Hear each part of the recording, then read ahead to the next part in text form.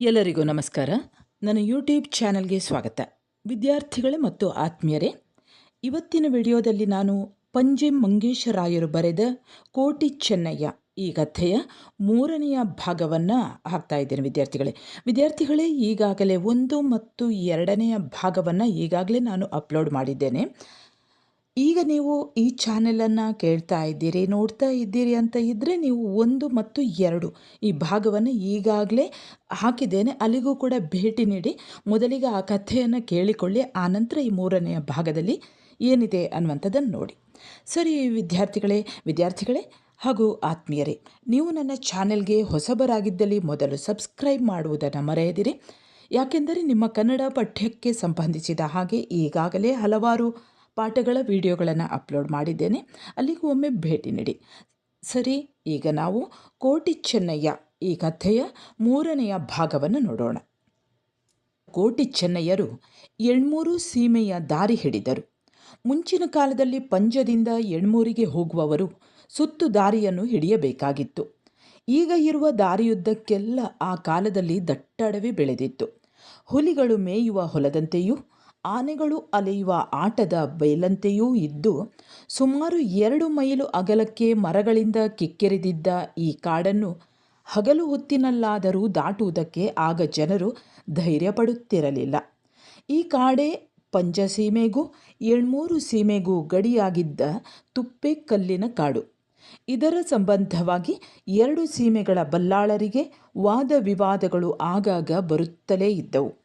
ಅಡವಿಯ 3 ಕಡೆಯಲ್ಲಿ ಈಗ ಪಾಳು ಬಿದ್ದಿರುವ ಅಯ್ಯನೂರು ಬಯಲಿಗಾಗಿ ಇಬ್ಬರು ಪರಸ್ಪರ ಹೊಡೆದಾಡುತ್ತಿದ್ದರು.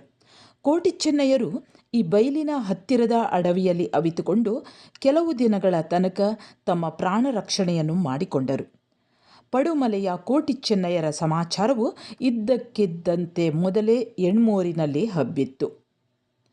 ಅವರು ಪೆರುಮಾಳು ಬಲ್ಲಾಳನ ಗದ್ದಿಗೆಯಲ್ಲಿ ಗಡು ಇಡುವುದಕ್ಕೆ ಮುಂಚಿತವಾಗಿಯೇ ಅವರ ಸಾಕಣೆ ತಾಯಿ ಸಾಯಿನ ಬೈದಿತಿಯು ಪಡುಮಲೆಗೆ ಬೆನ್ನು ಹಾಕಿ ಎಣ್ಮೂರಿಗೆ ಹೊರಟು ಬಂದು ತನ್ನ ದೂರದ ಸಂಬಂಧಿಕರೊಬ್ಬರಲ್ಲಿ ಉಳಕೊಂಡಿದ್ದಳು. ಕೋಟಿ ಚೆನ್ನಯ್ಯರ ಪ್ರತಾಪವನ್ನು ಇವಳ ಬಾಯಿಂದ ಕೇಳಿದ ನೆಂಟರಿಷ್ಟರೂ ಜಾತಿ ಮತಸ್ಥರು ಅದಕ್ಕಾಗಿ ಬಹಳ ಹೆಚ್ಚಳ ಪಡುತ್ತಿದ್ದರು. ಅವರಿಬ್ಬರ ಮೇಲಿದ್ದ ಈ ಹೆಚ್ಚಳವು ಆ ವೀರರ ಶೌರ್ಯಗಳ ವಾರ್ತೆಯು ಹೆಚ್ಚಿದಷ್ಟಕ್ಕೆ ಭಯಭರಿತ ಭಕ್ತಿಯಾಯಿತು.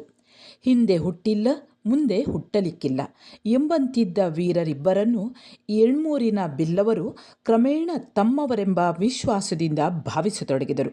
ಹೀಗೆ ಕೋಟಿ ಚೆನ್ನಯ್ಯರ ಪ್ರಶ್ನೆಯು ಎಣ್ಮೂರಲ್ಲಿ ಜಾತಿ ಪ್ರಸಂಗವಾಯಿತು. ಕೇಮರ ಬಲ್ಲಾಳನು ಅವರನ್ನು ಮೋಸದಿಂದ ಹಿಡಿದು ಸೆರೆಯಲ್ಲಿ ಇಟ್ಟಿದ್ದಾನೆಂಬ ಸುದ್ದಿಯಿಂದ ಬಿಲ್ಲರ ಉಡಿಯಲ್ಲಿ ಬೆಂಕಿ ಕಿಡಿಯನ್ನು ಕಟ್ಟಿದಂತಾಗಿ ಅವರೆಲ್ಲರೂ ಒಟ್ಟುಗೂಡಿ ಎಣ್ಮೂರು ಬಲ್ಲಾಳನಿದ್ದಲ್ಲಿಗೆ ಹೋಗಿ ಕೋಟಿ ಚೆನ್ನಯ್ಯರನ್ನು ಅವರ ತಲೆ ಹೂ ಬಾಡದಂತೆ ನೋಡಿಕೊಂಡು ಅವರನ್ನು ಕೂಡಲೇ ಕಳುಹಿಸಿಕೊಡಲು ಕೇಮರ ಬಲ್ಲಾಳನಿಗೆ ಪತ್ರ ಬರೆಯಬೇಕೆಂಬುದಾಗಿಯೂ ಆತನು ಅದಕ್ಕೆ ಒಪ್ಪದಿದ್ದರೆ ಆತನ ಸೀಮೆಯನ್ನು ಒಳನುಗ್ಗಿ ಕೋಟಿ ಚೆನ್ನಯ್ಯರನ್ನು ಬಿಡಿಸಿಕೊಂಡು ಎಣ್ಮೂರಿಗೆ ತರುವಂತೆ ತಮಗೆ ಅಪ್ಪಣೆ ಕೊಡಿಸಬೇಕೆಂಬುದಾಗಿಯೂ ಅರಿಕೆ ಮಾಡಿಕೊಂಡರು. ಎಣ್ಮೂರು ಬಲ್ಲಾಳನು ಬಿಲ್ಲರ ಬಿನ್ನಹವನ್ನು ಕಿವಿಗೊಟ್ಟು ಕೇಳಿ ತನ್ನ ಕಡೆಯ ಕಿನ್ನಿ ಚೆನ್ನಯ್ಯ ಎಂಬವನನ್ನು ಕರೆದು ಕೋಟಿ ಚೆನ್ನಯ್ಯರನ್ನು ಸಂಧಿ ಮಧ್ಯಸ್ಥಿಕೆಯಿಂದ ಕರೆದುಕೊಂಡು ಬರುವಂತೆ ಪ್ರಯತ್ನಿಸು ಎಂದು ಅಪ್ಪಣೆ ಮಾಡಿ ಒಂದು ದಿನ ಪಂಜಕ್ಕೆ ಕಳುಹಿಸಿದನು. ಆ ದಿನ ಮಧ್ಯಾಹ್ನ ಕೋಟಿ ಚೆನ್ನಯ್ಯರು ತಾವು ಅಡಗಿಕೊಂಡಿದ್ದ ತುಪ್ಪೆಕಲ್ಲು ಅಡವಿಯಿಂದ ಹೊರಬಿದ್ದು ಮುಂದಿನ ದಾರಿಯನ್ನು ಹುಡುಕಿ ಸಂಚರಿಸುತ್ತಿರಲು ಚೆನ್ನಯ್ಯನು ಭಕ್ಕನೆ ನಿಂತುಬಿಟ್ಟು, ಅಣ್ಣ, ಇದು ಗಡಿಕಲ್ಲು, ಪಂಜ ಹಿಂದಕ್ಕಾಯಿತು, ಇದು ಎಣ್ಮೂರು ಎಂದನು. ಆಗ ಕೋಟಿಯು, ನನಗೆ ಬರಹ ಇಲ್ಲ, ಮೊದಲು ಹುಟ್ಟಿ ನೆಟ್ಟಗೆ ಬೆಳೆಯಲಿಕ್ಕೆ ನಾನಾದೆ, ಬರಹ ಓದಿ ಬುದ್ಧಿ ಕಲಿಯಲಿಕ್ಕೆ ನೀನಾದೆ, ಕಲ್ಲು ಬರಹ ಓದು ಎಂದನು. ಚೆನ್ನಯ್ಯನು ಮೊಳಕಾಲು ಊರಿ ಗಡಿಕಲ್ಲಿನ ಬರಹವನ್ನು ಓದಿ ಹೇಳಿದನು. ಕೋಟಿಯು, ಹೌದು ಚೆನ್ನಯ್ಯ, ನೀನು ಓದಿದಂತೆ ಎಲ್ಲವೂ ಈಗ ನಡೆಯುತ್ತದೆ. ಮುಂಚಿನ ಕಾಲದಲ್ಲಿ ಎಣ್ಮೂರು ಬಲವಾಗಿತ್ತು. ಪಂಜದ ಹಣಕಾಸೆಲ್ಲ ಎಣ್ಮೂರಿಗೆ ಹೋಗುತ್ತಿತ್ತು. ಈಗಿನ ಕಾಲದಲ್ಲಿ ಎಣ್ಮೂರು ಪಂಜದವರು ಜಗಿದು ಬಿಟ್ಟ ಕಬ್ಬಿನ ಸಿವುಡಿಯಂತಾಗಿದೆ. ಇಲ್ಲದಿದ್ದರೆ ಕಾಡಿನ ಆಚೆಗೆ ನೆಟ್ಟಿದ್ದ ಈ ಗಡಿಕಲ್ಲು ಈಚೆಗೆ ಬಂದು ಬೀಳುತ್ತಿತ್ತೆ ಎಂದನು. ಅದಕ್ಕೆ ಚೆನ್ನಯ್ಯನು, ಅದು ಮೊದಲಿದ್ದಲ್ಲೇ ಏಕೆ ಇರಬಾರದು ಎಂದು ಹೇಳಿ ತನ್ನ ಎರಡೂ ಕೈಗಳಿಂದ ಅಲುಗಾಡಿಸಿ 4 ಹೊರಲಾರದಷ್ಟು ತೂಕವಾದ ಆ ಗಡಿಕಲ್ಲಿಗೆ ಬೆನ್ನು ಕೊಟ್ಟು ಅದನ್ನು ಒಯ್ಯುತ್ತಿದ್ದನು. ಅಷ್ಟರಲ್ಲಿ ಎಣ್ಮೂರಿನಿಂದ ಪಂಜಕ್ಕಾಗಿ 4 ಮಂದಿ ಆಳುಗಳೊಡನೆ ಆ ದಾರಿಯಾಗಿ ಹೋಗುತ್ತಿದ್ದ ಕಿನ್ನಿ ಚೆನ್ನಯ್ಯನು ಕೋಟಿಯ ತಮ್ಮನ ಕೆಲಸವನ್ನು ಕಂಡು ಅವರಿಬ್ಬರನ್ನು ಆಶ್ಚರ್ಯದಿಂದ ದೃಷ್ಟಿಸುತ್ತಾ ಅಲ್ಲಿಯೇ ನಿಂತುಬಿಟ್ಟನು. ಅವನ ಆಳುಗಳು ಅವನ ಹಿಂದೆಯೇ ತಡೆದರು. ಕೋಟಿಯು ಗಡಿಯ ಕಲ್ಲನ್ನು ಹೊತ್ತುಕೊಂಡು ಹೋಗುವ ಚೆನ್ನಯ್ಯನೊಡನೆ, ತಮ್ಮ, ಅಳುಕಬೇಡ, ತುಳುಕಬೇಡ ಎಂದು ಸೂಚಿಸಿದನು. ಕಿನ್ನಿ ಚೆನ್ನಯ್ಯನು ಕೋಟಿಯೊಡನೆ, ಆತನು ನಿನ್ನ ತಮ್ಮನೋ? ಗಡಿಕಲ್ಲನ್ನು ಅವನು ಏತಕ್ಕೆ ಕಿತ್ತುಬಿಟ್ಟನು ಎಂದು ಕೇಳಿದನು. ಆ ಮಾತಿಗೆ ಕೋಟಿಯು ತನ್ನ ಕೈ ಬೆರಳಿನಿಂದ ಆ ಕಾಡಿನ ಆಚೆ ಕಡೆಯ ಗಡಿಯನ್ನು ತೋರಿಸಿ, ಅಯ್ಯ, ಈ ಗಡಿಕಲ್ಲಿನ ಪೂರ್ವ ಸ್ಥಳವು ಕಾಡಿನ ಆಚೆಗಿದೆ. ನಾವು ಕಣ್ಣಾರೆ ಕಂಡಿದ್ದೇವೆ. ಪಂಜಕ್ಕೆ ಬಲವು ಬರುತ್ತಲೇ ಈ ಕಲ್ಲು ಅಲ್ಲಿಂದ ಇಲ್ಲಿ ಹಾರಬೇಕೇ ಎಂದು ಕೇಳಿದನು. ಇಷ್ಟರೊಳಗೆ ಚೆನ್ನಯ್ಯನು ಕಲ್ಲನ್ನು ಮೊದಲಿದ್ದಲ್ಲಿ ನಿಲ್ಲಿಸಿ ಜಾಗೃತೆಯಾಗಿ ಬಂದು, ಮತ್ತು ಈ ಕಲ್ಲು ಎಣ್ಮೂರಿನ ಜಾಗವನ್ನು ಕಿತ್ತು ತೆಗೆಯಬೇಕೇ? ಮುಂಚಿನ ರೀತಿ ರಿವಾಜು ಈಗಲೂ ನಡೆಯಲಿ ಎಂದು ಮುಗಿಸಿದನು. ಅವರಿಬ್ಬರ ನಿಲುವು ಚೆಲುವುಗಳಿಂದ ಬೆರಗಾಗಿ, ಅವರ ನಡೆ ನುಡಿಗಳಿಂದ ಮರುಳಾಗಿ, ಮಾತನಾಡುವುದಕ್ಕೆ ನಾಲಿಗೆ ಬಾರದೆ ದುರದುರನೆ ಅವನ ಮುಖವನ್ನೇ ನೋಡುತ್ತಿದ್ದ ಕಿನ್ನಿ ಚೆನ್ನಯ್ಯನು ಅರೆಗಳಿಗೆಯ ಮೇಲೆ ಸ್ವಲ್ಪ ಧೈರ್ಯಗೊಂಡು, ಬುದ್ಧಿ, ತಮ್ಮನ್ನು ನೋಡಿದರೆ ತಾವು ಯಾರೋ ಮೇಲಿಂದ ಭೂಮಿಗೆ ಬಂದ ಜನಗಳ ಹಾಗೆ ಕಾಣುತ್ತದೆ. ಆದರೆ ತಾವು ಯಾರು ಎಂದು ತಮ್ಮೊಂದಿಗೆ ಕೇಳುವುದಕ್ಕೆ ನಾಲಗೆಯು ಹೆದರಿ ತರತರಿಸುತ್ತದೆ. ನಿಜವಾಗಿಯೂ ತಾವು ಯಾರು ಎಂದು ಅಪ್ಪಣೆಯಾಗಲಿ ಎಂದು ಕೈ ಮುಗಿದು ಕೇಳಿದನು. ಚೆನ್ನಯ್ಯನು ಕತ್ತಿಯ ಹಿಡಿಗೆ ಕೈ ಹಾಕಿದನು. ಕೋಟಿಯು, ಅಯ್ಯ, ಕಳ್ಳು ಕುಡಿದು ಮೈ ಹಾಳು ಮಾಡಬಾರದು, ಸುಳ್ಳು ನುಡಿದು ಬಾಯಿ ಹೊಲಸು ಮಾಡಬಾರದು. ನಾವು ಅವಳಿ ಜವಳಿ, ನಾನು ಕೋಟಿ ಅಣ್ಣ, ಇವನು ಚೆನ್ನಯ್ಯ ತಮ್ಮ ಎಂದು ಗಂಭೀರತೆಯಿಂದ ಹೇಳಿದನು. ತಕ್ಷಣವೇ ಆ 5 ಹಿಂದಕ್ಕೆ ಸರಿದು ಬಾಯಲ್ಲಿ ಮಾತಿಲ್ಲದವರಾಗಿ ಅಲ್ಲಿಯೇ ಕೈಕಟ್ಟಿ ನಿಂತುಕೊಂಡರು. ಅನಂತರ ಕಿನ್ನಿ ಚೆನ್ನಯ್ಯನು, ಬುದ್ಧಿ, ಹುಡುಕಿದರೆ ದೊರೆಯದ ಮದ್ದು ಬಳ್ಳಿ ಕಾಲಿಗೆ ತೊಡರಿದಂತಾಯಿತು. ಕಣ್ಣಿಗೆ ಕಾಣದ ಚಿನ್ನದ ಕೊಪ್ಪರಿಗೆ ಕೈಯಲ್ಲಿ ಬಂದು ಕುಳಿತಂತಾಯಿತು. ತಮ್ಮಿಬ್ಬರನ್ನು ನೋಡಬೇಕೆಂದು ಹೊರಟಿದ್ದ ನಮಗೆ ಇಲ್ಲಿಯೇ ತಮ್ಮ ದರ್ಶನವಾಯಿತು ಎಂದು ಬಹಳ ವಿನಯದಿಂದ ಹೇಳಿಕೊಂಡನು. ಕೋಟಿಯು, ನೀವು ಯಾರು ಎಂದು ವಿಚಾರಿಸಿದನು. ಉತ್ತರ: ಬುದ್ಧಿ, ತಮಗೆ ಕೇಮರ ಬಲ್ಲಾಳನಲ್ಲಿ ಆದ ಮರೆ ಮೋಸವನ್ನು ಕೇಳಿ ತಮ್ಮನ್ನು ಸಂಧಿ ಮಧ್ಯಸ್ಥಿಕೆಯಿಂದ ಕರೆದುಕೊಂಡು ಬರಲು ಎಣ್ಮೂರು ಬಲ್ಲಾಳನಿಂದ ಆಜ್ಞಾಪಿಸಲ್ಪಟ್ಟ ಜನಗಳು ನಾವು. ತಮ್ಮ ಸಮಾಚಾರವನ್ನು ಮೊದಲೇ ಕೇಳಿದ್ದೇವೆ. ಪ್ರಶ್ನೆ: ನಮ್ಮ ಸಂಗತಿಯನ್ನು ಯಾರು ಹೇಳಿದರು? ಉತ್ತರ: ತಮ್ಮ ಸಾಕಣೆ ತಾಯಿ ಸಾಯಿನ ಬೈದೀತಿ. ಪ್ರಶ್ನೆ: ಅವಳು ಪಡುಮಲೆಯಲ್ಲಿ ಇದ್ದಾಳೆ, ಅವಳಿಂದ ಗೊತ್ತಾಗಲು ಸಾಧ್ಯವಿಲ್ಲವಷ್ಟೇ? ಉತ್ತರ: ಸಾಯಿನ ಬೈದಿತಿಯೋ ಎಣ್ಮೂರನ್ನು ಸೇರಿಕೊಂಡು ಬಹುಕಾಲವಾಯಿತು. ಸಾಯುವ ಮುಂಚೆ ಅವಳು ನಿಮ್ಮನ್ನು ಒಂದು ಸಲ ಕಣ್ಣ ತುಂಬ ನೋಡಬೇಕೆಂದು ಹಂಬಲಿಸುತ್ತಾಳೆ. ಪ್ರಶ್ನೆ: ಅವಳು ಎಲ್ಲಿರುವಳು? ಉತ್ತರ: ಅಯ್ಯನೂರು ಬೈಲಿನ ತಿಮ್ಮಣ್ಣ ವೈದ್ಯನಲ್ಲಿ. ಪ್ರಶ್ನೆ: ಅವಳು ಆರೋಗ್ಯದಲ್ಲಿ ಇದ್ದಾಳೆಯೇ? ಉತ್ತರ: 3 ದಿವಸಗಳ ಹಿಂದೆ ಅವಳ ಜೀವದಾಸ ಬಿಟ್ಟು ಬಾಯಿಗೆ ಹಾಲೆರೆದಿದ್ದರು. ನಿನ್ನೆ ಮೊನ್ನೆಯ ಸ್ಥಿತಿ ನನಗೆ ಗೊತ್ತಿಲ್ಲ ಬುದ್ಧಿ. ಇಷ್ಟು ಮಾತುಕತೆಯಾದ ನಂತರ ಕೋಟಿ ಚೆನ್ನಯ್ಯರು ಬಂದವರ ಜತೆಯಲ್ಲಿ ಹೊರಟು ಸಂಜೆಗೆ ಮುಂಚಿತವಾಗಿ ಎಣ್ಮೂರಿಗೆ ಬಂದು ತಿಮ್ಮಣ್ಣ ವೈದ್ಯನ ಮನೆಯೊಳಕ್ಕೆ ಹೋದರು. ಮನೆಯ ಚಾವಡಿಯ ಮೇಲೆ ಒಂದು ಹರಳೆಣ್ಣೆಯ ದೀಪವು ಮಿಣಮಿಣನೆ ಉರಿಯುತ್ತಲಿತ್ತು. ಅದರ ಒತ್ತಿನಲ್ಲಿ ಒಂದು ಕೋಣೆಯೊಳಗೆ ಸುಮಾರು 70 ವರ್ಷ ವಯಸ್ಸು ದಾಟಿದ ಹೆಂಗಸೊಬ್ಬಳು ಒಂದು ಚಾಪೆಯ ಮೇಲೆ ಮಲಗಿದ್ದಳು. ಅವಳ ಮೈಯೆಲ್ಲ ಜ್ವರದಿಂದ ಬೆಂದು ಕೆಮ್ಮಿನಿಂದ ಜಜ್ಜಿ ಹೋಗಿ ಗರಿಯಂತೆ ಹಗುರವಾಗಿತ್ತು. ಕಿನ್ನಿ ಚೆನ್ನಯ್ಯನು ಆ ಚಾಪೆಯ ಹತ್ತಿರ ಬಂದು ಕುಳಿತುಕೊಂಡು, ಅಮ್ಮ, ಈ ಹೊತ್ತು ಹೇಗಿದೆ?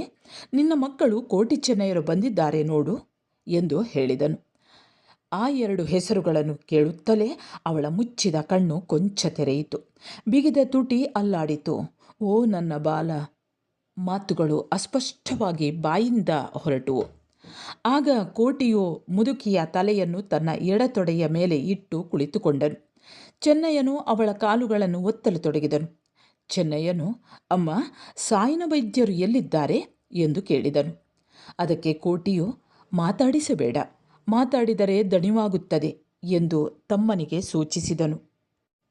ಸಾಯನ ಬೈದಿತಿಯು ಬಹಳ ಪ್ರಯತ್ನಪಟ್ಟು, ಮಕ್ಕಳೇ, ನನ್ನ ಕಡೆಗಾಲಕ್ಕೆ ನನಗೆ ಒದಗಿದಿರಿ. ಜಯಸಿರಿ ನಿಮ್ಮ ಭುಜದಲ್ಲಿ ನೆಲೆಸಲಿ, ನಿಮ್ಮ ಹೆಸರು ನಮ್ಮ ರಾಜ್ಯದಲ್ಲಿ ಉಳಿಯಲಿ ಎಂದು ಹೇಳಿ ಬಾಯಿ ತೆರೆದಳು. ಅಲ್ಲಿ ಇದ್ದವರೆಲ್ಲರೂ ಅವಳ ಬಾಯಿಗೆ ಒಂದೊಂದು ತಳಕೋ ಹಾಲು ಎರೆದರು. ಕೊನೆಗೆ ಕೋಟಿ ಚೆನ್ನಯರು ತುಳಸಿ ಎಲೆಯನ್ನು, ಗಂಗೋದಕವನ್ನು ಅವಳ ಬಾಯಲ್ಲಿ ಇಟ್ಟು ಅವಳಿಗೆ ನಮಸ್ಕರಿಸಿದರು. ಬೈದಿತಿಯು ಲೋಕಯಾತ್ರೆಯನ್ನು ಮುಗಿಸಿದಳು. ಅನಂತರ ಜಾತಿ ವಿಧಿಗೆ ಅನುಸಾರವಾಗಿ ನಡೆಯತಕ್ಕ ಸಾವು ಸೂತಕಗಳು ನಡೆದವು. ಇದಾದ ಕೆಲವು ದಿವಸಗಳ ತರುವಾಯ ಕಿನ್ನಿ ಚೆನ್ನಯ್ಯನು ಎಣ್ಮೂರು ಬಲ್ಲಾಳನ ಓಲಗಕ್ಕೆ ಹೋದನು. ಬಲ್ಲಾಳನು ಅವನನ್ನು ಕಂಡು, ಬಾ, ಇಲ್ಲಿ ಮಣೆ ಇದೆ, ನಿನ್ನನ್ನು ಕಾಣದೆ ಹಲವು ದಿನಗಳಾದವು ಅಲ್ಲವೇ ಎಂದನು. ಅದಕ್ಕೆ ಕಿನ್ನಿ ಚೆನ್ನಯ್ಯನು, ಹೌದು ಹೌದು ಬುದ್ಧಿ, ಕೋಟಿ ಚೆನ್ನಯ್ಯರ ಸಾಕಣೆ ತಾಯಿಯು ತೀರಿ ಹೋದುದರಿಂದ ಅವರನ್ನು ತಮ್ಮ ದರ್ಶನಕ್ಕೆ ಕರೆದುಕೊಂಡು ಬರಲು ಇದುವರೆಗೆ ಸಾಧ್ಯವಾಗಲಿಲ್ಲ ಎಂದನು. ಬಲ್ಲಾಳನು, ಹಾಗಾದರೆ ನಾಳೆ ಮಧ್ಯಾಹ್ನದ ಓಲಗಕ್ಕೆ ಅವರನ್ನು ಕರೆದುಕೊಂಡು ಬಾ ಎಂದು ಹೇಳಿ ಅವರಿಬ್ಬರು ಹೇಗೆ ಇದ್ದಾರೆ ಎಂದು ಕೇಳಿದನು. ಕಿನ್ನಿ ಚೆನ್ನಯ್ಯನು, ನಾನು ಏನು ಎನ್ನಲಿ ಬುದ್ಧಿ, ಕಣ್ಣಿಗೆ ಚೆಲುವರು, ಜನರಿಗೆ ಮರುಳರು, ಜನಿಸಿದವರಲ್ಲಿ ಇಲ್ಲ, ಇನ್ನೂ ಜನಿಸಲಿಕ್ಕಿಲ್ಲ. ಅವರಿದ್ದ ರಾಜ್ಯದಲ್ಲಿ ಒಂದು ಊರು ಉಳಿಸಬಹುದು, ಒಂದು ಊರು ಅಳಿಸಬಹುದು ಎಂದು ಅವರನ್ನು ಕೊಂಡಾಡಿದನು. ಹಾಗಾದರೆ ಅವರನ್ನು ನಾಳೆ ನಡುಹಗಲ ಓಲಗಕ್ಕೆ ಕರೆದುಕೊಂಡು ಬಾ ಎಂದು ಹೇಳಿ ಬಲ್ಲಾಳನು ಒಳಕ್ಕೆ ಹೋದನು. ಕಿನ್ನಿ ಚೆನ್ನಯ್ಯನು ಬೀಡಿನಿಂದ ಇಳಿದು ಕೋಟಿ ಚೆನ್ನಯ್ಯರಿದ್ದಲ್ಲಿಗೆ ಹೋಗಿ ಮರುದಿನ ಬಲ್ಲಾಳರ ಓಲಗಕ್ಕೆ ಹೋಗುವುದಾಗಿ ನಿಶ್ಚಯ ಮಾಡಿದನು. ಎಣ್ಮೂರಿನ ದೇವಬಲ್ಲಾಳನು ಪಡುಮಲೆಯ ಪೆರುಮಾಳ ಬಲ್ಲಾಳನಷ್ಟು ರಣಶೂರನೂ ಅಲ್ಲ, ಪಂಜದ ಕೇಮರ ಬಲ್ಲಾಳನಷ್ಟು ರಣಭೀರುವೂ ಅಲ್ಲ. ಆತನು ಪೆರುಮಾಳನಿಗಿಂತ ಸಾಧುವಾಗಿದ್ದನು, ಕೇಮರನಿಗಿಂತ ಬುದ್ಧಿವಂತನಾಗಿದ್ದನು. ಈ ಮೂವರಲ್ಲಿ ಅತ್ಯಧಿಕ ಧರ್ಮ ಬುದ್ಧಿಯು ಇವನಲ್ಲಿ ಇತ್ತು. ಆತನು ಅಧರ್ಮ, ದಾರಿದ್ರ್ಯ, ರೋಗ, ಅಂತಃಕಲಹ ಇವೇ ಒಂದು ರಾಜ್ಯದ ತಿರುಳನ್ನು ತಿನ್ನುವ ಹುಳುಗಳೆಂದು ಆಗಾಗ ಹೇಳುತ್ತಿದ್ದನು. ಆತನ ಹೆಸರು ತುಳು ದೇಶದ ಚೌಟ ಬಂಗರು ಮನೆತನಗಳಲ್ಲಿ ಮಾತ್ರವಲ್ಲ, ಇಕ್ಕೇರಿಯ ಅರಮನೆಯವರೆಗೆ ಹೋಗಿತ್ತು. ಎಂದಿನಿಂದ ಇಕ್ಕೇರಿಯವರು ಅವನ ಹೆಸರನ್ನು ಕೊಂಡಾಡ ಹತ್ತಿದರೂ ಅಂದಿನಿಂದ ಇವನ ನೆರೆಕರೆಯ ಬಲ್ಲಾಳರು ಇವನನ್ನು ಹಳಿದು ಹೀಯಾಳಿಸಿ ಹಗೆ ಮಾಡತೊಡಗಿದರು. ಹೀಗೆ ಹಗೆ ಮಾಡಿ ಇವನಿಗೆ ಹಾಳು ಬಗೆದವರಲ್ಲಿ ಕೇಮರ ಬಲ್ಲಾಳನೇ ಮೊದಲನೆಯವನು. ಕೇಮರ ಬಲ್ಲಾಳನಿಗೆ ದೇವಬಲ್ಲಾಳನಲ್ಲಿದ್ದ ಹೊಟ್ಟೆಕಿಚ್ಚು ಆ ಚೆಂದುಗಿಡಿಯ ದುರಾಲೋಚನೆಯ ಗಾಳಿಯಿಂದ ಭುಗಿಲೆಂದು ಹೊತ್ತಿತು. ಅವನು ತನಗೆ ಪಂಜದ ಪಟ್ಟವಾದ ಕೆಲವು ವರ್ಷಗಳಲ್ಲಿಯೇ ದೇವಬಲ್ಲಾಳನ ಸೀಮೆಯ ಎಲ್ಲೆಯಲ್ಲಿದ್ದ ಜನಗಳನ್ನು ಕಾಡತೊಡಗಿದನು. ಕೇಮರ ಬಲ್ಲಾಳನ ಉದ್ದಟತನದ ಮುಂದೆ ದೇವಬಲ್ಲಾಳನ ಸಂಧಿ ಸಾಮಗಳು ನಡೆಯಲಿಲ್ಲ. ಬರಬರುತ್ತಾ ದೇವಬಲ್ಲಾಳನ ಸೀಮೆಯು ಮುಂಜಾನೆಯ ನೆರಳಂತೆ ಗಿಡ್ಡವಾಗುತ್ತಾ ಬಂತು. ಕೇಮರ ಬಲ್ಲಾಳನ ಸೀಮೆಯು ಸಂಜೆಯ ನೆರಳಂತೆ ಉದ್ದವಾಗುತ್ತಾ ಹೋಯಿತು. ತನ್ನ ಕೈಯಿಂದ ಅನ್ಯಾಯವಾಗಿ ಕಿತ್ತು ಬಿಟ್ಟ ತನ್ನ ಸೀಮೆಯ ಭಾಗವನ್ನು ಪರಸಹಾಯದಿಂದಲಾದರೂ ವಶ ಮಾಡಿಕೊಳ್ಳಬೇಕು ಎಂದು ದೇವಬಲ್ಲಾಳನು ಸಮಯ ಕಾಯುತ್ತಿದ್ದನು. ಆ ಲೋಕೈಕ್ಯ ವೀರರಾದ ಕೋಟಿ ಚೆನ್ನಯ್ಯರ ಭುಜ ಬಲದಿಂದ ತನ್ನ ರಾಜ್ಯವು ಮರಳಿ ತಲೆ ಎತ್ತುವಂತೆ ಮಾಡಬೇಕೆಂದು ಬಗೆದು ಅವರನ್ನು ಸತ್ಕಾರಪೂರ್ವಕವಾಗಿ ಓಲಗದಲ್ಲಿ ಕಾಣುವುದಕ್ಕೆ ಆತನು ಎಲ್ಲವನ್ನೂ ಅಣಿಮಾಡಿದ್ದನು.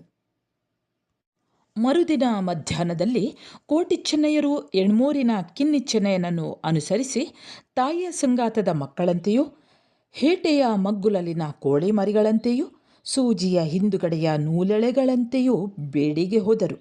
ಎಣ್ಮೂರು ಬಲ್ಲಾಳನು ಅವರನ್ನು ಸಕಲ ಸಂಭ್ರಮದಿಂದ ಕಂಡು ಓಲಗ ಶಾಲೆಗೆ ಕರೆದುಕೊಂಡು ಬಂದು ಯೋಗಕ್ಷೇಮವನ್ನು ವಿಚಾರಿಸಿ ಅವರ ಪೂರ್ವ ವೃತ್ತಾಂತವನ್ನು ಕೇಳಿ ತನ್ನ ರಾಜ್ಯದಲ್ಲಿ ಅವರು ಸುಖವಾಗಿ ಸಹಸ್ರ ಕಾಲ ಇರಬೇಕೆಂಬುದಾಗಿ ಸೂಚಿಸಿದನು. ಆಗ ಕಿನ್ನಿ ಚೆನ್ನಯ್ಯನು, ಬುದ್ಧಿ, ನಮಗೆ ಬೇಕಾದವರು ಬೀಡಿನಿಂದ ದೂರವಾಗಿ ಇರಬಾರದಷ್ಟೇ, ಇಂತಹ ಜಾಗವನ್ನೇ ಇವರಿಗೆ ಕೊಡಿಸಬೇಕೆಂಬುದಕ್ಕೆ ನನಗೆ ಅಪ್ಪಣೆಯಾಗಲಿ. ದೇವಬಲ್ಲಾಳನು, ಬಂಟರೇ, ನಿಮಗೆ ನಮ್ಮ ರಾಜ್ಯದಲ್ಲಿ ಯಾವ ಸ್ಥಳ ಬೇಕು? ಬಿಲ್ಲರ ಸಟ್ಟಿಲ್ಲೋ ಆದೀತೆ ಎಂದು ಕೇಳಿದನು. ಆಗ ಕೋಟಿಯು, ಬುದ್ಧಿ, ಅದನ್ನು ಕೊಟ್ಟರೆ ಜಾತಿಗೆ ಜಾತಿ ಹಗೆ ಎಂಬಂತೆ ನಮ್ಮವರ ವಿರೋಧವೇ ನಮಗೆ ಬರಬಹುದು. ದೇವಬಲ್ಲಾಳ, ಒಕ್ಕಲಿಗನ ಗುತ್ತು ಬಾಳಿಕೆ ಕೊಟ್ಟರೆ? ಕೋಟಿ, ನಾಯಿಗೂ ಬೆಕ್ಕಿಗೂ ಇದ್ದ ವೈರದಂತೆ. ದೇವಬಲ್ಲಾಳ: ಬ್ರಾಹ್ಮಣರ ಬೆರಂಪಳ್ಳಿ ಕೊಡುತ್ತೇನೆ, ಆಗದು? ಕೋಟಿ: ಆಗಲಿಕ್ಕೆ ಆಗಬಹುದು. ಅದನ್ನು ತೆಗೆದುಕೊಂಡರೆ ನಾಗರ ಹಾವಿಗೂ ಕನ್ನಡಿ ಹಾವಿಗೂ ಒಂದೇ ಬಿಲದಲ್ಲಿ ಇಟ್ಟಂತಾದೀತು. ದೇವಬಲ್ಲಾಳ: ಹಾಗಾದರೆ ನೀವೇ ಒಂದನ್ನು ಆಯ್ದುಕೊಳ್ಳಿ. ತಕ್ಷಣವೇ ಚೆನ್ನಯ್ಯನು: ಅಣ್ಣ, ಪಡುಮಲೆಯ ಜೋಯಿಸರು ಹೇಳಿದ್ದು ನನಗೆ ನೆನಪಿದೆ. ಆ 500 ಬೈಲು ಇಲ್ಲೇ ಅಲ್ಲವೇ ಎಂದನು. ಕೋಟಿಯು ಆ ಮಾತನ್ನು ಕೇಳಿ, ಬುದ್ಧಿ, 500 ಗುತ್ತನ್ನು ಕರುಣಿಸಿರಿ ಎಂದನು. ಅದಕ್ಕೆ ದೇವಬಲ್ಲಾಳನು, ಅದು ಒಕ್ಕಲಿಲ್ಲದ ಗುತ್ತು. ಅಷ್ಟೇ ಅಲ್ಲ, ಆ ಗುತ್ತು ತನ್ನ ಸೇವೆಗೆ ಸೇರಿದ್ದೆಂದು ಪಂಜದ ಕೇಮರ ಬಲ್ಲಾಳನು ಸುಳ್ಳು ಸಾಧನೆ ಮಾಡಿ ನಮ್ಮ ಹಳೆಯ ಗಡಿಕಲ್ಲುಗಳನ್ನು ಕಿತ್ತು ಹಾಕಿಸಿ ಗುತ್ತಿನಲ್ಲಿ ಹೊಗೆ ಏಳುವುದಕ್ಕೆ ಬಿಡುವುದಿಲ್ಲ. ಇದು ನನಗೆ ಗೊತ್ತಿದ್ದು ನಿಮ್ಮನ್ನು ಮೊದಲೇ ಜಗಳದ ಮಣೆಯ ಮೇಲೆ ಏತಕ್ಕೆ ಕೂರಿಸಬೇಕು ಎಂದು ಹೇಳಿದನು. ಗಡಿಕಲ್ಲುಗಳನ್ನು ಕಿತ್ತ ಮಾತು ಬರುತ್ತಲೇ ಕೋಟಿ ಚೆನ್ನಯ್ಯರು ಒಬ್ಬರು ಮತ್ತೊಬ್ಬರ ಮುಖವನ್ನು ನೋಡಿದರು.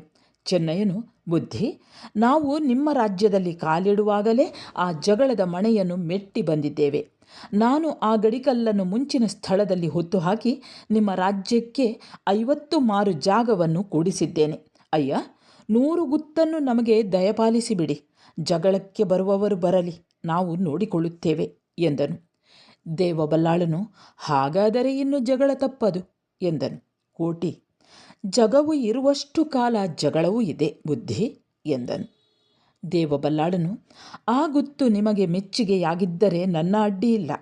ಅದನ್ನು ನೀವು ಸಹಸ್ರ ಕಾಲಾವಧಿ ಅನುಭವಿಸಿಕೊಂಡು ಬಂದು ಬೀಡಿನ ಮರ್ಯಾದೆಯನ್ನು ಕಾಪಾಡುವಂಥವರಾಗಬೇಕು ಎಂದು ಹೇಳಿ ಕೈವೇಳ್ಯವನ್ನು ಕೊಟ್ಟನು.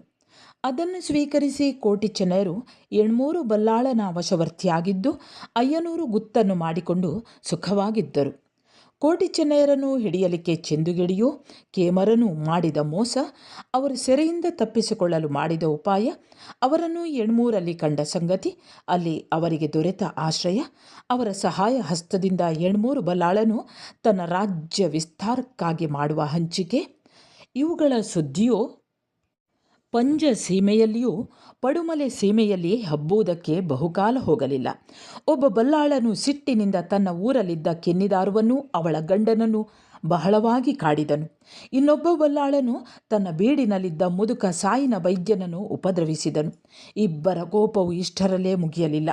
ಅವರು ಕೋಟಿ ಚೆನ್ನಯರನ್ನು ಕಂಡಲ್ಲಿ ಹಿಡಿದು ಕಡಿದು ಹಾಕಬೇಕು ಎಂಬುದಾಗಿ ಅಪ್ಪಣೆ ಕೊಟ್ಟು ಆಗಾಗ ತಮ್ಮ ಕಡೆಯ ಜನಗಳನ್ನು 800ರಿಗೆ ಗುಟ್ಟಿನಿಂದ ಕಳುಹಿಸಿದರು. ವಿಷದ ಹಾಲಿನಿಂದ ಅವರನ್ನು ಕೊಲ್ಲಿಸಬೇಕೆಂದು ಗೊಲ್ಲರ ಮೂಲಕವಾಗಿ ದುರಾಲೋಚನೆ ನಡೆಸಿದರು. ಅವರ ಬಿತ್ತ ಉಳಿಯದಂತೆ ಮಾಡಬೇಕೆಂದು ಕಣಿಯರಿಂದ ಬಗೆ ಬಗೆಯ ಮದ್ದು ಮಾಟಗಳನ್ನು ಮಾಡಿಸಿದರು. ಏನು ಮಾಡಿದರೂ ಕೋಟಿ ಚೆನ್ನಯರ ತಲೆಗೂದಲು ಉದುರಲಿಲ್ಲ. ಜೋಡಿ ಹುಲಿಗಳ ಬಾಯಿಂದ ತಪ್ಪಿಸಿಕೊಂಡು ಸುರಕ್ಷಿತವಾದ ಹಸಿರು ಹುಲ್ಲುಗಾವಲಿಗೆ ಹೋಗಿ ಕುಣಿದು ಮೇಯುವ ಹುಲ್ಲೆಯ ಮರಿಗಳನ್ನು ಕಂಡು ಆರ್ಭಟಿಸುವ ದುಷ್ಟ ವ್ಯಾಘ್ರಗಳಂತೆ ಆ ಇಬ್ಬರು ಬಲ್ಲಾಳರು ಚೆನ್ನಕೋಟಿಯರನ್ನು ಹುಟ್ಟಡಗಿಸಬೇಕು ಎಂದು ಮನಸ್ಸಿನಲ್ಲಿ ದೃಢ ಮಾಡಿಕೊಂಡರು. ಈ ಮಧ್ಯದಲ್ಲಿ ಚೆನ್ನಯ್ಯನು ಗಡಿಕಲ್ಲುಗಳನ್ನು ಒಂದು ಕಡೆಯಿಂದ ಕಿತ್ತು ಇನ್ನೊಂದು ಕಡೆಯಲ್ಲಿ ನೆಟ್ಟದ್ದು, 500 ಗುತ್ತನ್ನು ವಿಸ್ತರಿಸಿದ್ದು, ಅವರಿಬ್ಬರು ಪಂಚಸೀಮೆಗೆ ಸೇರಿದ್ದ ಬಂಟ ಮಲೆಯಲ್ಲಿ ಹೇಳದೆ ಕೇಳದೆ ಆಗಾಗ ಬೇಟೆಯಾಡಿದ್ದು, ಸರ್ವರ ಹೃದಯದಲ್ಲಿ ಅವರಿಂದ ಒಂದು ಬಗೆಯ ಭೀತಿ ಹುಟ್ಟಿದ್ದು, ಇವುಗಳ ಸಮಾಚಾರವನ್ನು ಕೇಳಿ ಪಡುಮಲೆಯ ಪೆರುಮಾಳನು, ಪಂಜದ ಕೇಮರನು ಅವರನ್ನು ನೆಲಸಮ ಮಾಡುವ ಆಲೋಚನೆಯಿಂದ ಜನಗಳನ್ನು ಕೂಡಿಸುತ್ತಾ, ಮುಸ್ತೈದೆಯನ್ನು ಒದಗಿಸುತ್ತಾ, ತಕ್ಕ ವೇಳೆಯನ್ನು ಎದುರು ನೋಡುತ್ತಾ ಇದ್ದರು. ಬೇಡುವ ಬಡವನು ಕೊಡುಗೈಯಾಗಿರುವ ದೊರೆಗೆ ಬೇಕಾದವನಾಗುತ್ತಲೇ ಚಾಡಿಯ ಬಾಯಿ ತುರಿಸ ಹತ್ತುತ್ತದೆ. ಕೋಟಿ ಚೆನ್ನಯರು 800 ಬಲ್ಲಾಳನ ಪ್ರೀತಿಗೆ ಪಾತ್ರರಾಗಿ ಅವನ ಬೀಡಿನಲ್ಲಿ ಪ್ರಬಲರಾದುದನ್ನು ಕಂಡು ಚಾಡಿಗಾರರು ಬಲ್ಲಾಳನನ್ನು ಅವರ ಮೇಲೆ ತಿರುಗಿಸುವುದಕ್ಕೆ ತೊಡಗಿದರು. ಅರಸನ ಕಿವಿಗೆ ತರಲೆ ಹಾಳು, ಬಾಗಿಲ ಕಿವಿಗೆ ಒರಲೆ ಹಾಳು ಎಂಬ ಗಾದೆಗೆ ಸರಿಯಾಗಿ ಬಲ್ಲಾಳನು ಆ ಚಾಡಿಗಾರರ ಮಾತಿಗೆ ಕಿವಿಗೊಡ ಹತ್ತಿದನು. ಅವನು ಕಿವಿಗೊಡುವಷ್ಟಕ್ಕೆ ಚಾಡಿ ಹೆಚ್ಚುತ್ತಾ ಹೋಯಿತು. ಈ ಚಾಡಿಗಾರರಲ್ಲಿ ಒಬ್ಬನು ಒಂದು ದಿನ ಬಲ್ಲಾಳನ ಹತ್ತಿರ ಯಾರೂ ಇಲ್ಲದುದನ್ನು ಕಂಡು, ಬುದ್ಧಿ, ಮನೆಯಲ್ಲಿ ಬೇಸರವೆಂದು ಇಲ್ಲಿ ಬಂದೆ. ಎಲ್ಲಿಯೋ ನಮ್ಮ ಹೊಸ ಬಂಟರು ಹೇಳುವಂತೆ ಬೇಸರಿಕೆ ಎಂದನು. ಆಗ 800 ಬಲ್ಲಾಳನು ಕಿವಿಗಳನ್ನು ಚೆನ್ನಾಗಿ ತೆರೆದು, ಹೊಸಬಂಟರು ಏನೆನ್ನುತ್ತಾರೆ ಎಂದು ಕೇಳಿದನು. ನಮ್ಮ ಸೇವೆಗೆ ಹೊಸಬರಾದವರಿಗೆ ಇಲ್ಲಿ ಬೇಸರವಾಗುವುದೇನೋ ಸಹಜ ಎಂದು ಚಾಡಿಗಾರರು ಮೇಲಿಂದ ಮೇಲೆ ಹೇಳಿದರು. ನೀನು ಅಳುಕಬೇಡ, ಎಲ್ಲವನ್ನೂ ಬಿಚ್ಚಿ ಹೇಳು ಎಂದು ಬಲ್ಲಾಳನು ಹುಬ್ಬೆತ್ತಿ ಕೇಳಿದನು. ಚಾಡಿಗಾರ, ಬುದ್ಧಿ, ಇದು ಬಡರಾಜ್ಯವಂತೆ, ನೀವು ಬಡಬಲ್ಲಾಳರಂತೆ. ಹೀಗೆ ಕಲೆ ಹೇಳಿ ಹೊಸಬಂಟರು ಕುಲದೂಷಿಸುತ್ತಾರೆ ಬುದ್ಧಿ. ಬಲ್ಲಾಳನು ಇನ್ನೂ ಹೆಚ್ಚು ಕೇಳುವುದಕ್ಕೆ ಮನಸ್ಸಿಲ್ಲದೆ ಕೋಟಿ ಚೆನ್ನಯ್ಯರನ್ನು ಕರೆತರಿಸಿ ಚಾಡಿಗಾರರ ಇದಿರಿನಲ್ಲಿ ಅವರನ್ನು ವಿಚಾರಿಸಿದರು. ಆಗ ಚೆನ್ನಯ್ಯನು ಕೈಮುಗಿದು, ಬುದ್ಧಿ, ಇದು ಯಾವುದೂ ನನ್ನ ಅಣ್ಣನಿಗೆ ಗೊತ್ತಿಲ್ಲ. ಮಾತಾಡಿದ್ದು ನಾನು ನಿಮ್ಮ ಕುಲವನ್ನು ದೂಷಿಸಿಲ್ಲವೆಂದು ಖಂಡಿತವಾಗಿ ಹೇಳುವೆನು. ನನ್ನ ಮಾತುಗಳನ್ನು ನಾನೇ ಹೇಳಿಬಿಡುತ್ತೇನೆ ಬುದ್ಧಿ. ಮೊನ್ನೆ ಸಂಕಲೆ ಕಡಿದು ಜನಗಳನ್ನು ಹೊರಹೊತ್ತಿದ್ದ ಅರಮನೆಯ ಸೊಕ್ಕಾನೆಯನ್ನು ನಾವಿಬ್ಬರು ಹಿಡಿದು ತಂದು ಲಾಯದಲ್ಲಿ ಕಟ್ಟಿದ್ದೆವಷ್ಟೇ. ಆ ದಿನ ನಮಗೆ ಹಿಡಿಯಲಾರದಷ್ಟು ಸಂತೋಷವಾಯಿತು. ಇಂತಹ ಸಾಹಸವಿದ್ದರೆ ಉಂಡ ಅನ್ನ ನಮಗೆ ಅರಗುತ್ತದೆ. ನಾವು ಈ ರಾಜ್ಯಕ್ಕೆ ಬಂದು 2-3 ವರ್ಷಗಳಾದರೂ ಬಡವರಾದ ನಮ್ಮಿಂದ ಯಾವ ಥರದ ಪೌರುಷವೂ ಬೀಡಿಗೆ ಆಗಲಿಲ್ಲ. ಹಂದಿಯ ನವಿರು, ಹುಲಿಯ ಉಗುರು, ಆನೆಯ ದಂತ ಇವನ್ನು ತಂದು ಕಾಣಿಕೆ ಕೊಡೋಣ ಎಂದರೆ ತುಪ್ಪೆಕಲ್ಲಿನ ಕಾಡಿನಲ್ಲಿ ಕಾಲಿಡಲು ನನಗೆ ಅಪ್ಪಣೆ ಇಲ್ಲ. ಕೊಳುಗುಳಕ್ಕೆ ಹೋಗಿ ಹಗೆಗಳನ್ನು ಚೆಂಡಾಡಿ ಅವರ ತಲೆಗಳನ್ನು ನಿಮ್ಮ ಪಾದಕ್ಕೆ ಒಪ್ಪಿಸೋಣ ಎಂದರೆ ನಮಗೆ ರಣವೀಳ್ಯವನ್ನು ಕೊಟ್ಟಿಲ್ಲ. ಹೀಗೆ ನಮಗೆ ಉಂಡ ಉಣಿಸು ಕುತ್ತವಾಗಿದೆ, ಕುಡಿದ ನೀರು ಪಿತ್ತವಾಗಿದೆ. ಉಟ್ಟ ಬಟ್ಟೆ ಕೊಳೆಯಲಿಲ್ಲ, ಹಿಡಿದ ಕತ್ತಿ ಮಾಸಲಿಲ್ಲ. ಈ ಮಾತು ದೂಷಣೆಯಾದರೆ ಈ ಕತ್ತಿ ಇದೆ, ನನ್ನ ಕೊರಳೂ ಇದೆ ಎಂದು ಹೇಳಿ ಬಲ್ಲಾಳನ ಮುಂದುಗಡೆ ಕತ್ತನ್ನು ಬಾಗಿಸಿ ನಿಂತನು. ದೇವಬಲ್ಲಾಳನು ಚೆನ್ನಯ್ಯನ ವಚನಗಳನ್ನು ಕೇಳಿ ತಟಸ್ಥವಾಗಿ, ಹೌದು ಬಂಟರೆ, ನಮ್ಮ ರಾಜ್ಯದಲ್ಲಿ ಬೇಟೆ ಗೀಟ, ಆಯನ ಆರಾಟ ಇರಬೇಕು. ಇವುಗಳ ಮೂಲಕ ಜನಗಳಲ್ಲಿ ಮೈಬಲವು ಬರುತ್ತದೆ, ಸಂಘ ಶಕ್ತಿಯೋ ಒಳೆಯುತ್ತದೆ. ಆದರೆ ತುಪ್ಪೆಕಲ್ಲು ಕಾಡಿನಲ್ಲಿ ಬೇಟೆಯಾಡಿದರೆ ನಾವು ನಂಬದವರನ್ನು ಕೊಳುಗುಳಕ್ಕೆ ಕೂಗಿ ಕರೆದಂತಾಗುವುದು.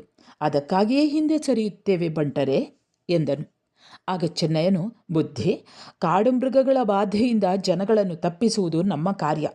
ಆ ಕಾರ್ಯ ಸಾಧನೆಯಲ್ಲಿ ಯಾವ ತೊಂದರೆ ಬಂದರೂ ಹಿಮ್ಮೆಟ್ಟಲಾಗದು ಎಂದನು. ಹಾಗಾದರೆ ತುಪ್ಪೆಕಲ್ಲಡವಿಯ ಬೇಟೆ ಆಗಲಿ ಎಂದು ಬಲ್ಲಾಳನು ಅಪ್ಪಣೆ ಕೊಡಿಸಿ, ಚೆನ್ನಯ್ಯ, ಈ ಚಾಡಿಗಾರರನ್ನು ಏನು ಮಾಡಬೇಕು? ಇವನಿಗೆ ತಕ್ಕ ಶಿಕ್ಷೆ ಯಾವುದು ಎಂದು ಕೇಳಿದನು. ಆಗ ಚೆನ್ನಯ್ಯನು, ಬುದ್ಧಿ, ಅವನಲ್ಲಿ ನನ್ನ ಕತ್ತಿ ನೆನೆಯುವಷ್ಟು ರಕ್ತವಿಲ್ಲ, ಕೊಕ್ಕಿ ತಿನ್ನುವಷ್ಟು ಮಾಂಸವಿಲ್ಲ. ಅವನನ್ನು ಬಿಟ್ಟು ಬಿಡಿ ಎಂದನು. ಮೇಲಿನ ಸಂಭಾಷಣೆಯಾದ ಕೆಲವು ದಿನಗಳಲ್ಲಿಯೇ ಓಲೆಗಳನ್ನು ಬರೆಸಿ ಬೇಟೆಗೆ ಬೇಕಾದ ಸನ್ನಾಹಕ್ಕಾಗಿ ಕಡಲ ಬಳಿಯ ಬೊಕ್ಕಪಟ್ಟಣದಿಂದ ಬಗೆ ಬಗೆಯ ಬಲೆಗಳನ್ನು ತರಿಸಿದ್ದಾಯಿತು. ಘಟ್ಟದ ಮೇಲಿಂದ ನಾನಾ ಜಾತಿಯ ಬೇಟೆ ನಾಯಿಗಳನ್ನು ಒದಗಿಸಿಕೊಂಡದ್ದಾಯಿತು. ತರುವಾಯ ಒಂದು ದಿನ ಬೆಳಿಗ್ಗೆ ಜನಗಳ ಗುಂಪೊಂದು ಬಿಲ್ಲು ಬಾಣಗಳನ್ನು, ಕತ್ತಿ ಈಟಿಗಳನ್ನು, ಕೊಂಬು ಕಹಳೆಗಳನ್ನು ಹಿಡಿದುಕೊಂಡು ನಾಯಿಗಳ ಸಮೇತ ತುಪ್ಪೆಕಲ್ಲು ಕಾಡನ್ನು ನುಗ್ಗಿತು. ಆ ಬೇಟೆಗಾರರು ಬಹಳ ಹೊತ್ತಿನ ತನಕ ಕಾಡು ಎಬ್ಬಿದರೂ ಬೂದುಗಣ್ಣಿನ ಮೊಲ, ಪಚ್ಚೆ ಕಾಲಿನ ಜಿಂಕೆ, ಕೊಬ್ಬಿದ ಹಂದಿ, ಕುಟುರುವ ಕುಡುಮುಲು ಹಕ್ಕಿ ಯಾವುದೊಂದೂ ಏಳಲಿಲ್ಲ. ತರುವಾಯ ಅವರು ಬಲ್ಲೆ ಇದ್ದಲ್ಲಿ ಕಲ್ಲು, ಕಂಡಿ ಇದ್ದಲ್ಲಿ ಜನ, ಮೈದಾನು ಇದ್ದಲ್ಲಿ ನಾಯಿ, ಹೀಗೆ ಎಳ್ಳೆಸಿಕೊಂಡು ಕಾಡಿಗೆ ಮುತ್ತಿಗೆ ಹಾಕಿದರು. ಸುಮಾರು 2 ತಾಸುಗಳವರೆಗೆ ಸುಮ್ಮನೆ ಕಾದು ನಿಂತರು. ಯಾವುದೊಂದಾದರೂ ನೆಲದ ಮೇಲೆ ಓಡಿದಂತೆ, ಇಲ್ಲವೇ ಮರದ ಮೇಲೆ ಹರಿದಂತೆ, ಇಲ್ಲವೇ ಆಕಾಶದಲ್ಲಿ ಹಾರಿದಂತೆ ತೋರಲಿಲ್ಲ. ಅನಂತರ ಒಂದು ಕಡೆಯಲ್ಲಿ ಎಬ್ಬುವಾಗ ಆಳುದ್ದ ಕಪ್ಪು ತೋರಿತು.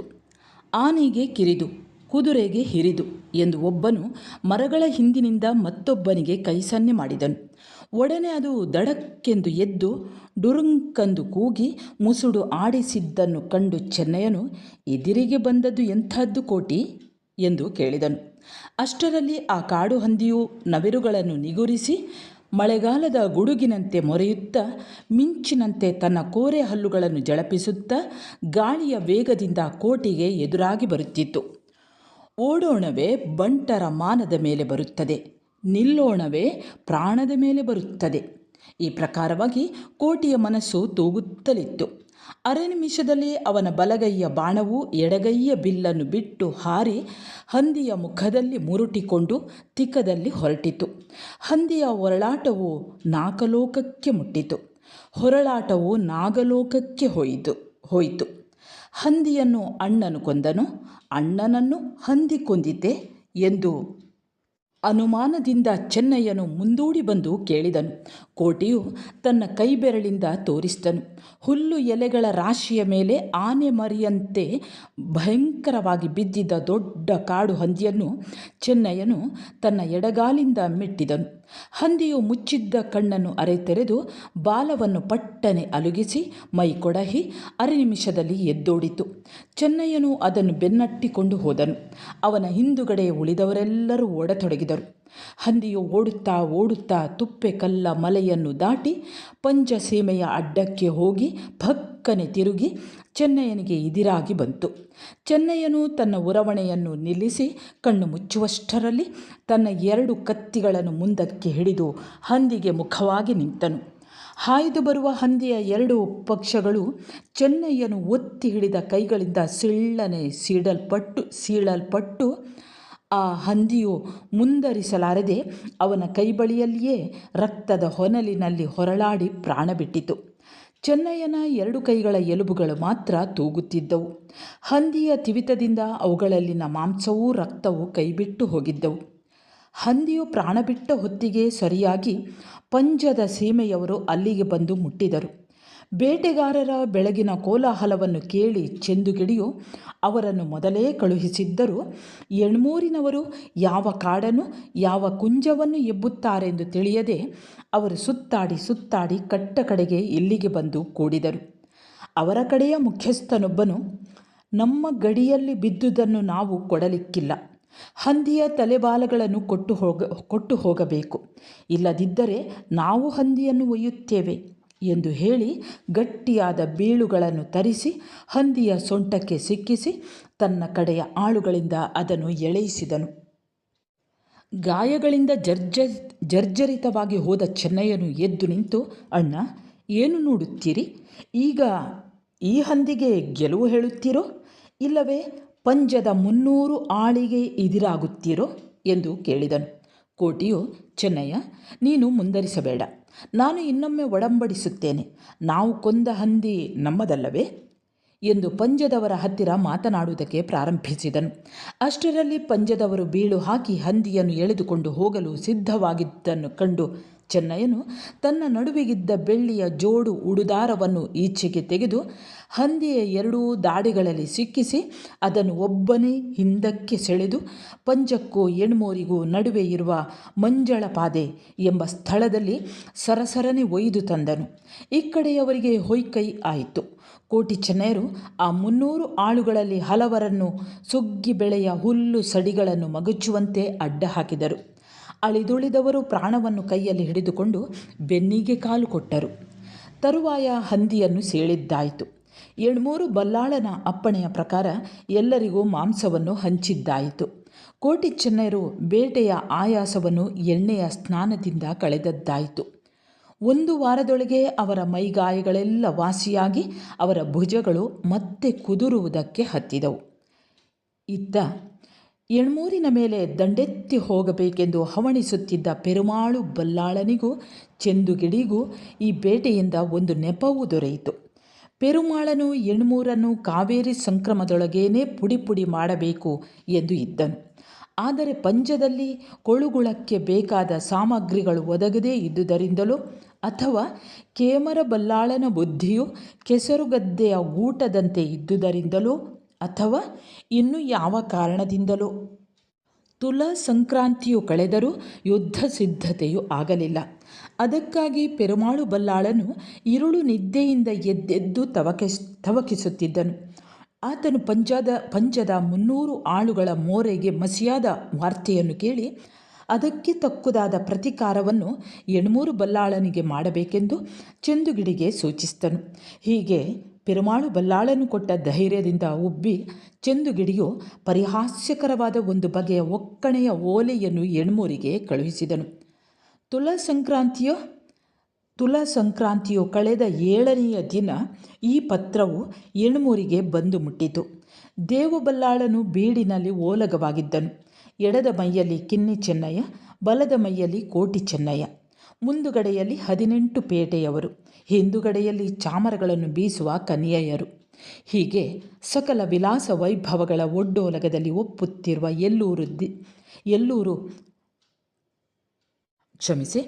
ಎಣ್ಮೂರು ದೇವಬಲ್ಲಾಳನ ಸಮಕ್ಷಮದಲ್ಲಿ ಪಂಜದ ಹರಿಕಾರನು ತಂದಿದ್ದ ಓಲೆಯನ್ನು ಬಿಡಿಸಿ ಬೀಡಿನ ಸೇನಬೋವನು ಓದಿದನು. ಅದೆಂತೆಂದರೆ, ಶ್ರೀಮತ್ತು ಪಂಜಬೀಡಿನ ಬಲ್ಲಾಳ ಪಟ್ಟದಲ್ಲಿ ಅಭಿಷಿಕ್ತರಾದ ಪಂಜ ಸಂಸ್ಥಾನದ ಶ್ರೀ ಕೇಮರ ಬಲ್ಲಾಳರು ಎಣ್ಮೂರು ಬೀಡಿನ ದೇವಬಲ್ಲಾಳರಿಗೆ ಬರೆಸಿದ ಪತ್ರವೆಂದರೆ, ಸ್ವಸ್ತಿ ಶ್ರೀ ಜಯಾಭ್ಯುದಯ ಶಾಲಿವಾಹನ ಶಕ ವರ್ಷ 1717 ಶ್ರೀಮುಖ ಸಂವತ್ಸರದ ತುಲಾಮಾಸ ದಿನ 25ರವರೆಗೆ ಉಭಯ ಕುಶಲೋಪರಿ. ತರುವಾಯ ನಮ್ಮ ನಿಮ್ಮ ಉಭಯ ರಾಜ್ಯಗಳನ್ನು ವಿಂಗಡಿಸಲಿಕ್ಕಾಗಿ ಪ್ರಕಾರಾಭ್ಯ ಹಾಕಿದ್ದ ಗಡಿಕಲ್ಲುಗಳನ್ನು ನಿಮ್ಮ ಕಡೆಯ ದುರ್ಮನುಷ್ಯರು ಕಿತ್ತು ಹಾಕಿ ನಮ್ಮ ಸಂಸ್ಥಾನದ ಸರಹದ್ದುಗಳನ್ನು ಬೇರ್ಪಡಿಸಿದ್ದಾರೆ ಎಂಬುದಾಗಿಯೂ, ನಮ್ಮ ಅಪ್ಪಣೆ ಇಲ್ಲದೆ ನಮ್ಮ ಸಂಸ್ಥಾನಕ್ಕೆ ಸೇರಿದ್ದ ಬಯಲು ಭೂಮಿಯನ್ನು ಬಲಕಾಯಿಸಿದ್ದಾರೆಂಬುದರಾಗಿಯೂ, ಇತ್ತಲಾಗೆ ನಮ್ಮ ಕಾಡನ್ನು ಒಳನುಗ್ಗಿ ನನ್ನೊಡನೆ ಹೇಳದೆ ಕೇಳದೆ ಹಂದಿಯನ್ನು ಬೇಟೆಯಾಡಿ ನಮ್ಮ ಕಡೆಯವರ ಮಾತನ್ನು ಮೀರಿ ಅದನ್ನು ಎಳೆದುಕೊಂಡು ಹೋಗಿದ್ದಾರೆ ಎಂಬುದಾಗಿಯೂ ನಮ್ಮ ಚಿತ್ತಕ್ಕೆ ಬಂದುದರಿಂದ ಈ ವಿವಾದಾಂಶಗಳು ಸರಿಯಾಗಿ ಇತ್ಯರ್ಥವಾಗುವುದಕ್ಕೆ ಮುಂಚಿತವಾಗಿ ನಮ್ಮ ಕಾಡಿನಲ್ಲಿ ಕೊಂದಿದ್ದ ಹಂದಿಯ ತಲೆ ಬಾಲಗಳನ್ನು ಈ ಓಲೆ ತರುವವರ ಕೈಯಲ್ಲಿ ನಮ್ಮ ಸಮಾಧಾನಕ್ಕಾಗಿ ಕೂಡಲೇ ಕಳುಹಿಸಿಕೊಡತಕ್ಕದ್ದು. ಅದನ್ನು ಕಳುಹಿಸದ ಕಾಲಕ್ಕೆ ಆ ಹಂದಿಯನ್ನು ಕೊಂದವರನ್ನು ನಮಗೆ ಒಪ್ಪಿಸಿಕೊಡತಕ್ಕದ್ದು. ಅದು ಆಗದಿದ್ದರೆ ನೀವು ಗಂಡುಗಲಿಯಾಗಿ ಕೊಳುಗುಳಕ್ಕೆ ಜನಗಳನ್ನು ಕೂಡಿಕೊಂಡು ಬರತಕ್ಕದ್ದು. ಹಾಗೆ ಕಾಳಗಕ್ಕೆ ಬರಲು ಆಗದಿದ್ದರೆ ಬಲ್ಲಾಳರಾದ ನೀವು ಸೀರೆಯುಟ್ಟು ರವೆಕೆ ತೊಟ್ಟು ಬೀಡಿನ ಚಾವಡಿಯಲ್ಲಿ ತಲೆಬಾಗಿ ನಿಂತುಕೊಂಡಿದ್ದಲ್ಲಿ ಬಿಲ್ಲಾಳರಾದ ನಾವು ದಿಬ್ಬಣ ಸಮೇತ ಹೆಣ್ಣು ಕೇಳಲು ಬರುವಂಥವರಿದ್ದೇವೆ. ಹೀಗೆ ಸೇನಬೋವನು ಓದಿದ ಪತ್ರವನ್ನು ಕೇಳಿ ದೇವಬಲ್ಲಾಳನ ಬಾಯಿ ನೀರು ಆರಿಹೋಯಿತು. 2 ನಿಮಿಷಗಳವರೆಗೆ ಓಲಗದಲ್ಲಿ ಸದ್ದುಗಲಗು ಇಲ್ಲದೆ ಮೌನವು ಕವಿಯಿತು. ಕಿನ್ನಿ ಚೆನ್ನಯ್ಯ, ಓಲೆಯ ಒಕ್ಕಣೆ ಕಿವಿಯಲ್ಲಿ ಹೋಯಿತಷ್ಟೇ, ಇದಕ್ಕೆ ಏನು ಹೇಳುತ್ತಿ ಎಂದು ದೇವಬಲ್ಲಾಳನು ಕಿನ್ನಿ ಚೆನ್ನಯ್ಯನ ಕಡೆಗೆ ಮೋರೆ ತಿರುಗಿಸಿ, ಈ ಕೋಟಿ ಚೆನ್ನಯ್ಯರ ಸಂಗತಿಯು ಬಿಸಿ ಹಾಲಿನ ಗುಟುಕಿನಂತೆ ಒಳಗೆ ತೆಗೆದುಕೊಳ್ಳಲಿಕ್ಕೂ ಇಲ್ಲ, ಹೊರಗೆ ಉಗುಳಲಿಕ್ಕೂ ಇಲ್ಲ ಎಂಬಂತಾಗಿದೆ. ಏನು ಮಾಡೋಣ ಎಂದು ಕೇಳಿದನು. ಕಿನ್ನಿ ಚೆನ್ನಯ್ಯನು ಎದ್ದು ಬುದ್ಧಿ ಎಂದು ದೈನ್ಯದಿಂದ ನುಡಿದು ಸುಮ್ಮನಾದನು. ಆಗ ಕೋಟಿಯು, ಬುದ್ಧಿ, ಬೀಡಿನವರನ್ನು ಹುರಿಗೊಳಿಸತಕ್ಕ ತಾವೇ ಹೀಗೆ ಕಳವಳಿಸಿದರೆ ಮಾಡುವುದೇನು? ಬೆಂಕಿಗೆ ಚಳಿ ಹಿಡಿದರೆ, ನೀರಿಗೆ ಬಾಯಿ ಆರಿದರೆ, ಗಾಳಿಗೆ ಮೈ ಬೆವರಿದರೆ ನಿವಾರಿಸತಕ್ಕವರು ಯಾರು? ಇಂತಹ ಪ್ರಸಂಗದಲ್ಲಿ ತಮ್ಮಂಥವರು ವಿವೇಚನೆಯಿಂದ ವರ್ತಿಸಬೇಕಾಗಿದೆ ಎಂದನು. ಆಗ ಚೆನ್ನಯ್ಯನು, ಬುದ್ಧಿ, ನಮ್ಮಿಂದ ತಮಗಾಗಲಿ ತಮ್ಮ ರಾಜ್ಯಕ್ಕಾಗಲಿ ಅಪಾಯವು ಬರುವಂತಿದ್ದರೆ ನಾನು ಈಗಲೇ ಹೊರಟೆ, ನನಗೆ ಅಪ್ಪಣೆಯಾಗಲಿ ಎಂದು ಕೈಮುಗಿದು ನಿಂತುಕೊಂಡನು. ದೇವಬಲ್ಲಾಳನು ಆ ಬಂಟರ ದೆಸೆಯಿಂದ ತನ್ನ ರಾಜ್ಯಕ್ಕೆ ಆಪತ್ತು ಒದಗಿತ್ತೆಂದು ತನ್ನ ಮನಸ್ಸಿನಲ್ಲಿಯೇ ನೆನೆಸಿ ಅದನ್ನು ಬಾಯಿಬಿಟ್ಟು ಹೇಳಲಾರದೆ ಉಸ್ಸೆಂದು ಒಮ್ಮೆ ಉಸಿರು ಬಿಟ್ಟನು. ಅದನ್ನು ಕಂಡು ಕೋಟಿಯು, ಬುದ್ಧಿ, ತಾವು ಚಿಂತೆ ಬಿಡಬೇಕು. ಇನ್ನು ನಮಗೆ ರಣವೀಳ್ಯವನ್ನು ಕೊಟ್ಟು ಕಳುಹಿಸಿದ್ದಲ್ಲಿ ನಾವು ಹಗೆಗಳನ್ನು ಎದುರುಗೊಂಡು ರಣರಂಗದಲ್ಲಿ ಅವರ ತಲೆಗಳನ್ನು ಚೆಂಡಾಡಿ, ಇಲ್ಲವೇ ನಮ್ಮ ಮೈ ರಕ್ತವನ್ನು ಚೆಲ್ಲಾಡಿ ತಮ್ಮ ಋಣವನ್ನು ತೀರಿಸಬೇಕೆಂದು ಇದ್ದೇವೆ ಎಂದು ಗಟ್ಟಿಯಾಗಿ ಹೇಳಿದನು.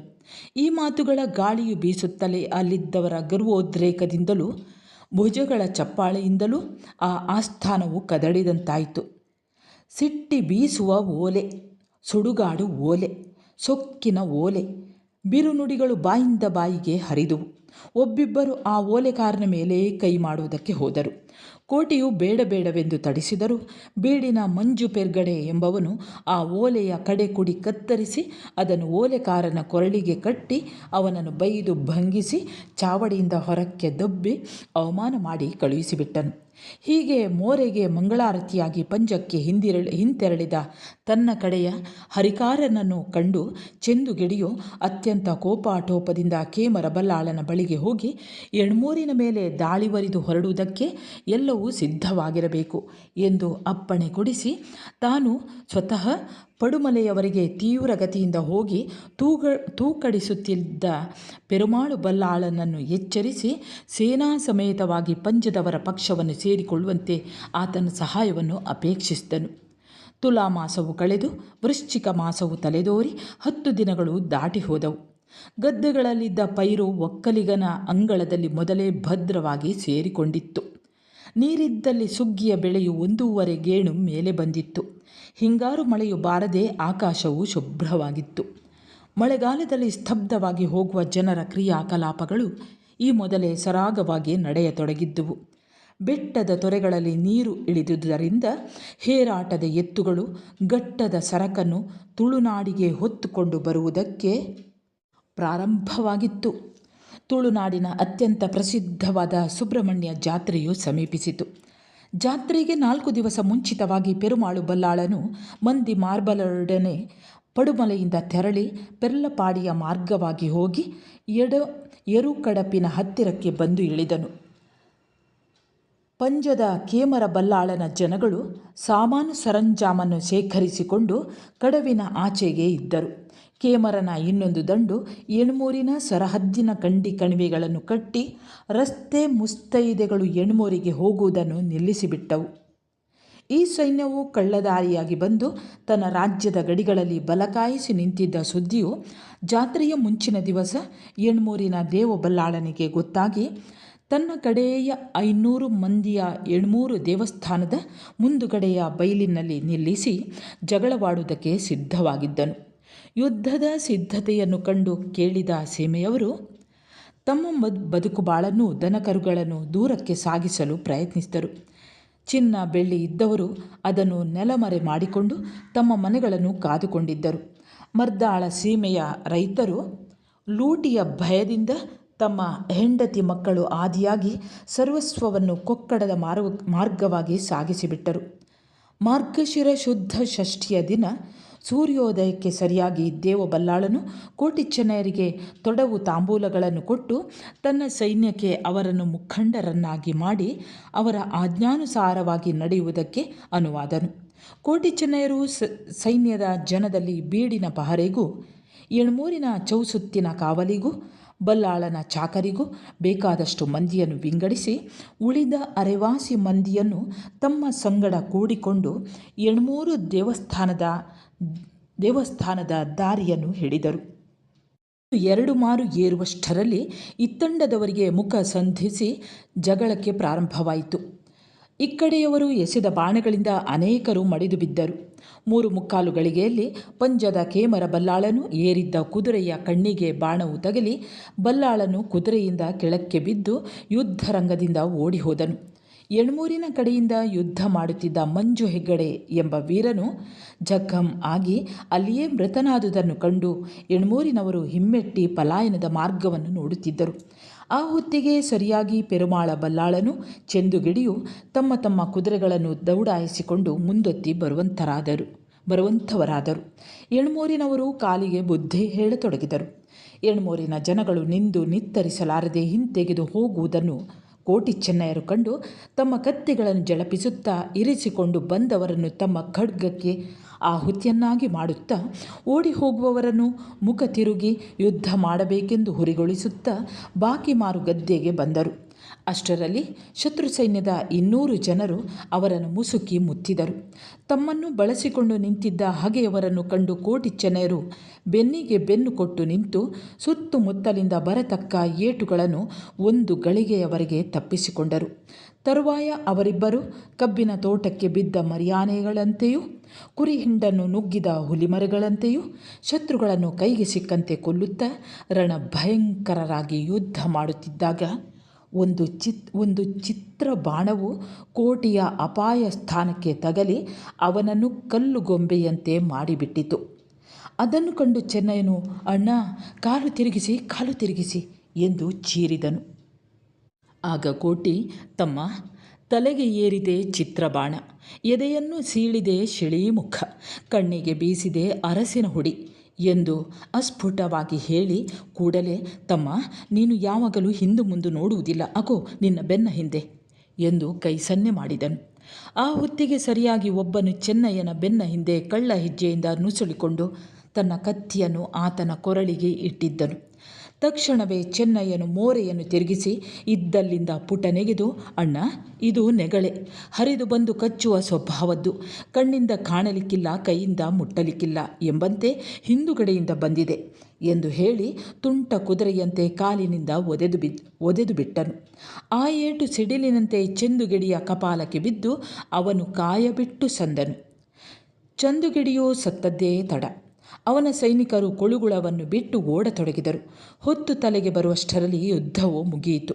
ಯುದ್ಧದ ಜಯಧ್ವನಿಯು 800 ಬೇಡಿಗೆ ಮುಟ್ಟಿತು.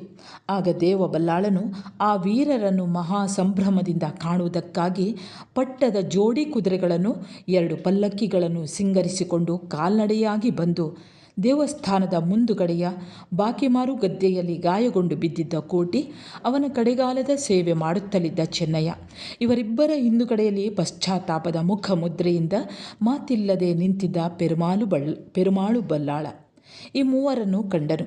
ಉಭಯ ಪಕ್ಷದ ಅನೇಕ ಸೈನಿಕರು ರಣರಂಗದಲ್ಲಿ ಮಡಿದು ಬಿದ್ದಿದ್ದರು. ಉಳಿದವರು ಪ್ರಾಣವನ್ನು ಕೈಯಲ್ಲಿ ಹಿಡಿದುಕೊಂಡು ಓಡಿ ಹೋಗಿದ್ದರು. ದೇವಬಲ್ಲಾಳನು ಕೋಟಿ ಚೆನ್ನಯರನ್ನು ಕಂಡು ಅವರ ಕಾಲಿಗೆ ಅಡ್ಡ ಬಿದ್ದು ನಮಸ್ಕರಿಸಿ, ನನ್ನನ್ನು, ನನ್ನ ಬೀಡನ್ನು ಕಾಪಾಡಿದ ಬಂಟರು ತಾವು.